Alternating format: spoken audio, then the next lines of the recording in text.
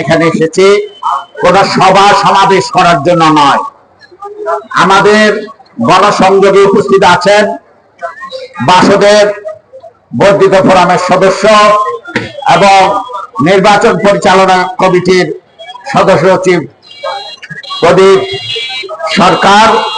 আমাদের মাঝে আছেন বাসুদেব বর্ধিত ফোরামের সদস্য সমাজতান্ত্রিক মহিলা ফোরামের নারায়ণগঞ্জ জেলার সাধারণ সম্পাদক সুলতানা আক্তার, আছেন গার্মেন্টস শ্রমিক ফ্রন্টের নারায়ণগঞ্জ জেলার সাধারণ সম্পাদক শ্রমিক নেতা সাইফুল ইসলাম শরীফ, আছেন গার্মেন্টস শ্রমিকের ফ্রন্টের সহ সাধারণ সম্পাদক শ্রমিক নেতা রুহুল আমিন সোহাগ, আছেন বাসুদেব বন্দর এলাকার সংগঠক মুন্নি সর্দার, আছেন চারণ সাংস্কৃতিক কেন্দ্রের সংগঠক সেলিম আলাদিন, সমাজতান্ত্রিক ছাত্র ফ্রন্টের নারায়ণগঞ্জ জেলার আহ্বায়ক ছাত্র নেতা সাইফুল ইসলাম শরীফ।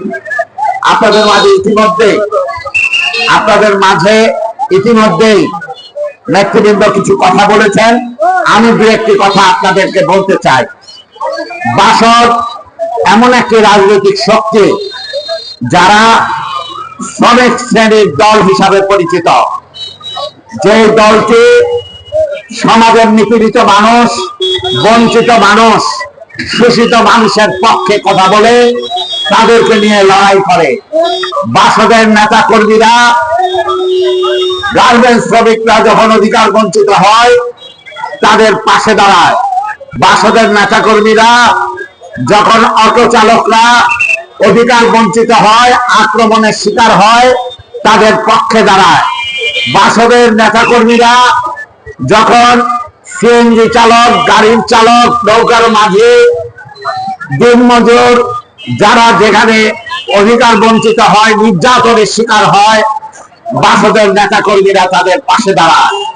সংগ্রামী বন্ধুগণ, বাসদ নারায়ণগঞ্জের প্রত্যেকটি নাগরিক আন্দোলনে গুরুত্বপূর্ণ ভূমিকা পালন করে। বন্দর নারায়ণগঞ্জ জেলার একটি গুরুত্বপূর্ণ উপজেলা, কিন্তু এই উপজেলাটি বরাবরই নানান রকম অবহেলার শিকার। এই উপজেলার 9টি সিটি কর্পোরেশনের ওয়ার্ড আছে এবং 5টি ইউনিয়ন আছে।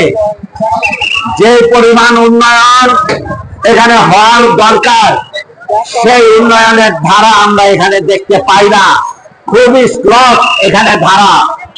সংগ্রামী বন্ধুগণ, এখানে আমরা দেখেছি যে কদম রসুল সেতু, এটা হওয়ার কথা, দীর্ঘদিনের পরিকল্পনা, ইদানিং এটা উদ্বোধন হলেও এটার কাজ অনেক স্লথ। আমরা দ্রুততার সাথে কদম রসুল সেতুর কাজ সম্পন্ন দাবি করছি।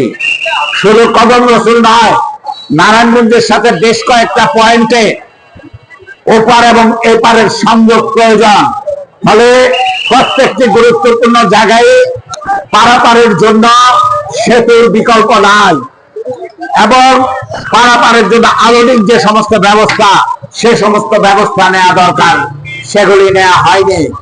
এই বন্দর উপজেলায় গুরুত্বপূর্ণ কলেজ এবং শিক্ষা প্রতিষ্ঠানের অভাব, ফলে সবার নারায়ণগঞ্জে গিয়ে পড়তে হয়। শুধু নারায়ণগঞ্জে যে সমস্ত শিক্ষা প্রতিষ্ঠান আছে সেগুলো অপেক্ষাকৃত পিছিয়ে আছে। নারায়ণগঞ্জে কোনো বিশ্ববিদ্যালয় নাই, নারায়ণগঞ্জে কোনো মেডিকেল কলেজ নাই, সেই মেডিকেল কলেজ বিশ্ববিদ্যালয় গোটা জেলাই নাই। আর এর মধ্যে বন্দর উপজেলা তারা অন্যতম পিছিয়ে আছে। এখানে যে ক্ষেত্রেই দেখেন না, প্রত্যেকটা ক্ষেত্রেই বন্দর উপজেলার মানুষ নানান রকম সংকটে জর্জরিত। সংগ্রামী বন্ধুগণ, ফলে আসন্ন জাতীয় সংসদ নির্বাচন, এই নির্বাচন একটি অভ্যুত্থানের পরে এই নির্বাচন হতে যাচ্ছে। ফলে এই নির্বাচনে মানুষের প্রত্যাশা অনেক, মানুষ বহু কিছু প্রত্যাশা করে। এই আন্দোলনের গুরুত্বপূর্ণ দাবি ছিল একটা বৈষম্যহীন বাংলাদেশ প্রতিষ্ঠা করা। কিন্তু এই বৈষম্যহীন বাংলাদেশ প্রতিষ্ঠার ক্ষেত্রে আমাদের দেশে গত অন্তর্বর্তীকালীন শাসনে আমরা গুরুত্বপূর্ণ পদক্ষেপ আমরা দেখতে পাই নাই। ফলে মানুষের প্রত্যাশা যে নির্বাচন হলে আমাদের দেশে জনগণের উন্নতি হবে এবং যে বিস্তর বৈষম্য গড়ে উঠেছে, মানুষ যেভাবে অধিকার বঞ্চিত, সেগুলিও দূর করার ব্যবস্থা হবে।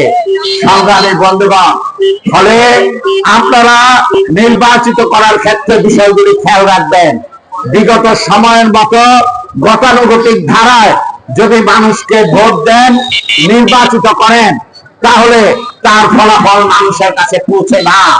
কারণ আমাদের দেশের নির্বাচন ব্যবস্থায় যেভাবে টাকার খেলা হয়, টাকা দিয়ে দেশের দরিদ্র মানুষকে প্রভাবিত করে, সাধারণ মানুষকে প্রভাবিত করে, এই নির্বাচনেও আমরা টাকার খেলা বন্ধ করার কোনো কার্যকরী উদ্যোগ দেখতে পাই না। সংগ্রামী বন্ধুগণ, তাই টাকার সামনে আপনার বিবেক বিক্রি করবেন না। আপনি সততা, নিষ্ঠা এবং জনগণের পক্ষে দাঁড়িয়ে যারা কাজ করেছে তাদের কথা বিবেচনা করে আপনারা ভোট প্রদান করবেন। আমরা বাসদের পক্ষ থেকে আপনাদের বলতে চাই, অতীতে যেমন ভাবে আমরা লড়াই আন্দোলনে জনগণের দাবি দেওয়া নিয়ে, নাগরিকদের দাবি দেওয়া নিয়ে লড়াই করেছি, ঠিক একইভাবে আমরা নির্বাচিত হলে সংসদে আপনাদের কথাগুলি বলতে পারবো এবং একই সাথে এই লড়াইকে শক্তিশালী করতে পারবো। তাই আমি প্রতিশ্রুতি দিয়ে যাচ্ছি, আপনারা ভোট দেওয়ার ক্ষেত্রে এই বিষয়গুলি বিবেচনা করে তারপরে ভোট দিবেন। কোনোভাবে অর্থের কাছে সেখানে প্রভাবিত হবেন না, কোনোভাবে মস্তান্তরদের কাছে প্রভাবিত হবেন না, কোনোভাবে সাম্প্রদায়িকতার কাছে প্রভাবিত হবেন না। সৎ এবং নীতিবান মানুষকে ভোট দেওয়ার ক্ষেত্রে আপনারা সজাগ থাকবেন এবং 1971 সালের মুক্তিযুদ্ধের আকাঙ্ক্ষা এবং 1924-এর 5ই আগস্টের যে গণ অভ্যুত্থানের সেই আকাঙ্ক্ষা, বৈষম্যহীন বাংলাদেশ প্রতিষ্ঠা করা, সামনের বাংলাদেশ প্রতিষ্ঠা করা, সমতার বাংলাদেশ প্রতিষ্ঠা করা, এই বিষয়টি বিবেচনায় রেখে আপনারা সেখানে ভোট প্রদান করবেন। আমি আলোচনা দীর্ঘায়িত করব না, আমি গণসংযোগ করার জন্য এখানে উপস্থিত হয়েছি। এখন আমরা আপনাদের সাথে